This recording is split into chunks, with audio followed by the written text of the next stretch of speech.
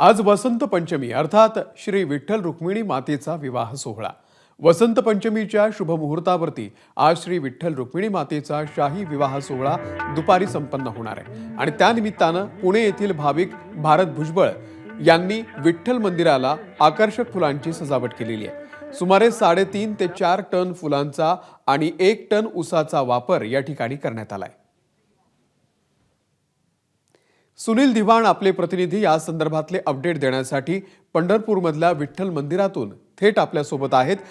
सुनील, एक अभूतपूर्व असा हा सोहळा असतो, दरवर्षी आपण या सोहळ्याचं कव्हरेज करत असतो। आज कशी तयारी झालेली आहे, मंदिर कसं सजलंय?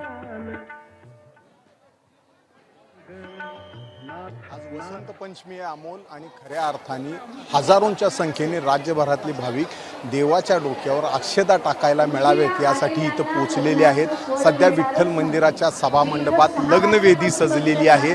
याच ठिकाणी विठ्ठल आणि रुक्मिणी मातेच्या प्रतिकात्मक मूर्तीचा विवाह सोहळा संपन्न होणार आहे। एका बाजूला इथं अनुराधाताई शेटे भागवताचार्य यांची कथा चालू आहे आणि बरोबर 12 वाजता ज्या वेळेला विवाहाची घटिका येईल त्यावेळेला हा विवाह सोहळा संपन्न होणार आहे। विठ्ठल मंदिरात पाय ठेवायला जशी जागा नाही तशीच अवस्था मंदिराच्या बाहेरही आहे। मंदिराच्या बाहेरही हजारोंच्या संख्येनं भाविक जमा झालेले आहेत। तिथं यायला जायला सुद्धा जागा नाही आहे आणि एवढ्या मोठ्या संख्येनं भाविक तिथं जमलेत। आज विठ्ठल आणि रुक्मिणीच्या विवाह सोहळ्यानिमित्त विठ्ठलाला आणि रुक्मिणीला संपूर्ण पांढरा पोशाख परिधान करण्यात आलेला आहे आणि हा पोशाख पुढचे 45 दिवस म्हणजे रंगपंचमीपर्यंत तसाच असणार आहे।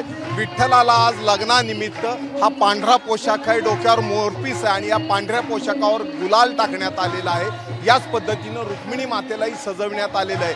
हे दोन्ही जरी गाभाऱ्यात असले तरी त्यांची प्रतिकात्मक ज्या मूर्ती आहेत त्यांचा विवाह सोहळा इथं होणार आहे। यात अमोल एक चांगली यात अशी एक गोष्ट वेगळेपण आहे, वैशिष्ट्य या लग्नाचं, कारण जगातलं पहिलं प्रेमपत्र रुक्मिणी मातेनी श्रीकृष्णाला म्हणजे विठुरायाला लिहिलं होतं आणि आजच्या दिवशी श्रीकृष्णाने रुक्मिणीचं हरण करून विवाह केला होता।